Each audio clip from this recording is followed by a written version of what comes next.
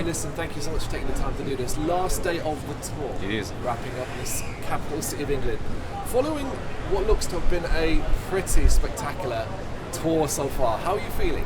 It's been really special for like mostly two reasons. The first one being that it was like the first tour back since COVID for like most of the people coming to the shows, like especially the mainland part of Europe, because like England had maybe a bit more shows, you know, like there's been some breaks like here and there that allowed you guys to have some local shows and stuff.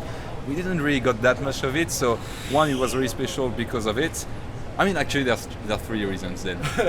So the second one was it was our first like big tour for us, for Resolve.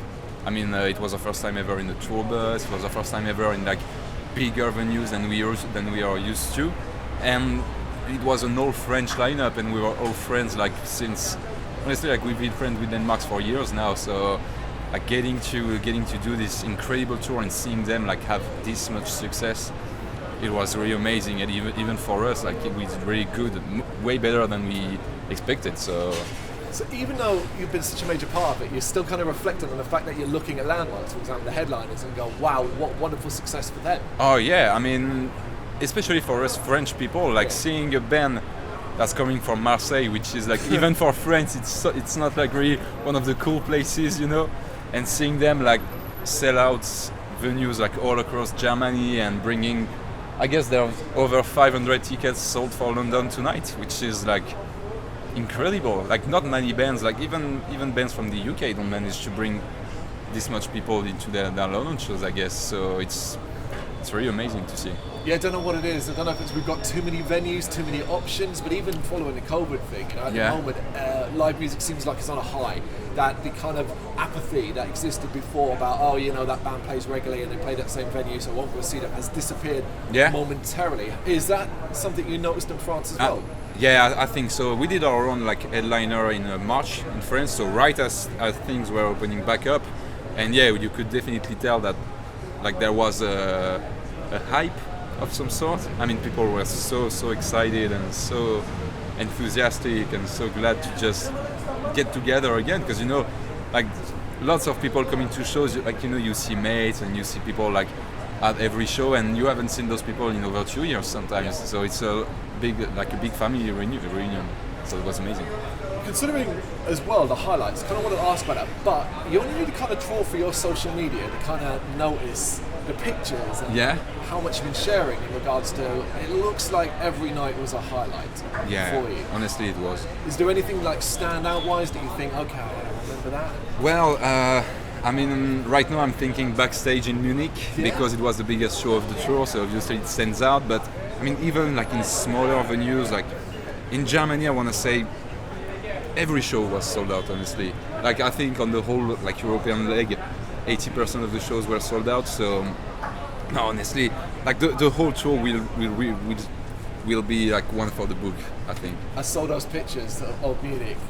From the stage out, that was quite frightening for us. I mean, it was definitely like Landlords. They've played bigger venues than this supporting, but for us it was definitely like the first time in that big of a venue. Even tonight is actually like really big for us. So have you been surprised that like that obviously being the first band on, that like obviously trying to get people through the door and come down and see, are you surprised that the place has happened so packed when you've been kind of I mean on the European run there was another band, a Glassbone, which they didn't manage to cross the border and stuff. So in the UK we're opening, and we can sort of see the difference like between having a band before us in Europe and us being the openers like tonight in the UK, like Manchester and Birmingham, which we played like yesterday and the day before. You could tell, but I mean at the same time I think the UK's audience is a bit more of a listening one rather than just you know, the big fighting and stuff. I mean, and our music isn't like, it's very dynamic. There's a lot of like choir parts and stuff. So, but yeah, the reaction overall has been way better than we anticipated. Talking of Manchester and Birmingham, then what does London have to do tonight to kind of top those two? I mean, I think like just the amount of people tonight is topping both shows, so it should be fine. I don't know, like we have some friends coming. It's very special for us tonight because our management team is from London, so they're bringing like friends and PR people and stuff. So there's a bit of a pressure for us tonight, but no, we will go all in anyway, no matter the crowd reaction. One, because we always do, and two, because it's the very last show of the tour, so we have to give it a big send-off. That's so comforting, isn't it? After such a long time on the road, so many dates, so many cities, so many places, that's last date, it's almost over the line. Yeah, you can kind of almost enjoying a different light compared to, say, the middle of the tour. Oh yeah, it's really different for sure. It's it's emotional, obviously, because we won't see the guys. I mean, once again, because we all live in France, and like everyone like gets to Paris sometimes or gets to Marseille, so it's not like we won't see each other for a while, but it's definitely emotional, obviously, with the. I mean, looking back at the past month and a half, what the fuck happened? Like, I think we've been saying that for the last couple of years. Really, what the hell? You're right. But like the last, like this spring has been sort of the last 2 years paying off for all these bands, because we all try to stay really active during COVID, and like we did an album and we did a live stream together with Landlords, and we did like lots of stuff. So getting to actually like now meet people and just talk to them and discuss like what happened and what we did and discuss the album and everything, it's good, and we really needed that to get the energy boost to keep going too. Yeah, because that's the biggest question that seems to come up in almost any we do these days, is obviously you have to go back for the past couple of years and sort of see how you survived and what got you through what has been an incredibly difficult stop to the music industry. What helped get you guys through? Well, like I was saying, for us making the album, basically, because that's almost like the first part of COVID, we were literally like recording and mixing and producing and stuff, and the second half was more like doing so many videos and like content and stuff, making sure that the album rollout would be smooth and just like we envisioned. So it's really been our it's really, if we didn't do this album, I don't know what we would be doing these days, because especially since it was our debut album, we sort of had this it was a very weird feeling, because I mean it was just ourselves, the band, like we sort of didn't communicate that much on our socials and stuff during COVID, because we thought, I mean, people have like bigger problems to deal with than just like hearing about this band is struggling and stuff, because I mean people were losing loved ones and stuff, so we just took a bit of a distance, but knowing that we had like this material that we were working on behind the scenes and just waiting for the right opportunity and maybe seeing like the light starting to shine again, so alright, let's go, let's put it all out. So it's been our, what is it saying, a beacon of light, right? Something light at the end of the tunnel. Yeah, exactly. But that kept moving. That's the thing. That was seemed to be the hardest part for most people. Is at least from, say, the UK perspective, because the comparison to say France and the rest of the world is always difficult. From the UK perspective, in a couple of months we'll all be okay, and then we'll be able to go to gigs again, and then it got another couple of months, and it was a year down the line. How did you kind of settle that in your head? Did it give you more time than you expected to work on the album?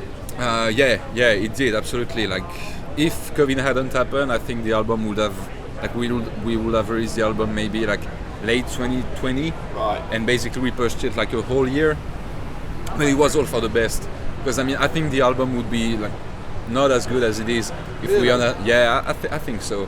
I mean, it was our first album, so there was a lot of stuff to figure out, lots of moving parts, lots of uncertainty.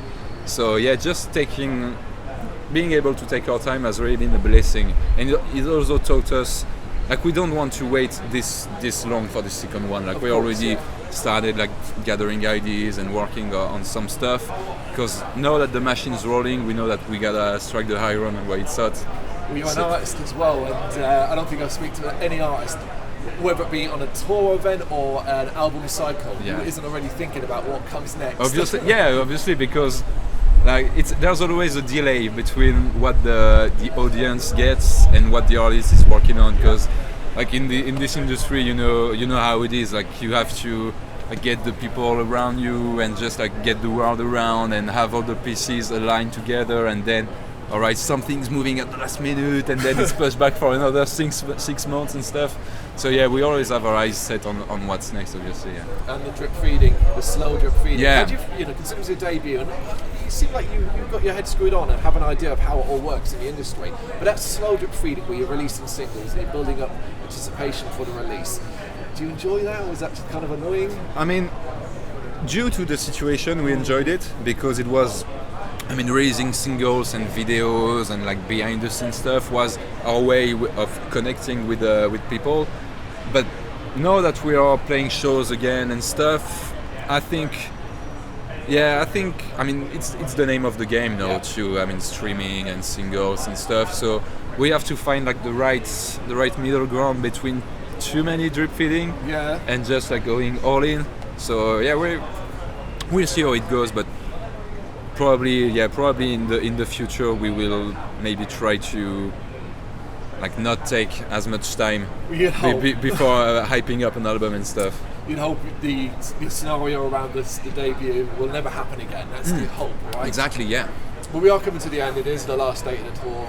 Are you looking forward to taking a breather, even if it's only for a short amount of time? There's no breather here. No. I mean, we all have very busy lives. Like, thankfully, we are doing like Resolve full time now. I mean, we're all like unemployed basically because it just takes so much time.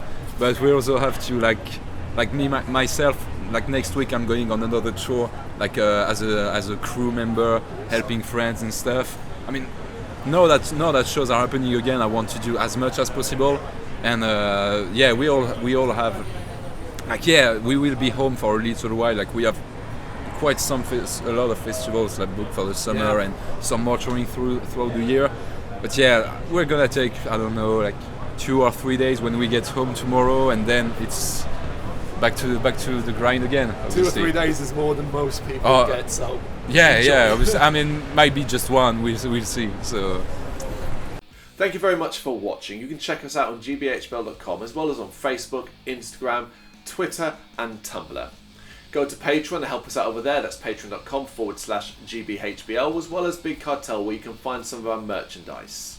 We have a podcast running on SoundCloud and Apple Podcasts. And of course, if you like this video, do us a favour, hit the subscribe button and help the channel grow. Games, horror and heavy metal. What else is life for?